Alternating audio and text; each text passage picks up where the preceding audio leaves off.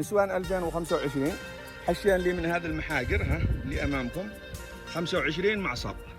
هذا اللي امامكم 25 معصب، ال 25 معصب لهم بالسوق بتاخذهم ب 3000 ريال، واكلين ب 5500.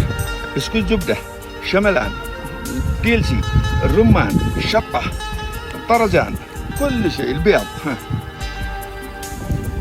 يعني اكلين ب 5500 ريال وحشين لي ب 3000.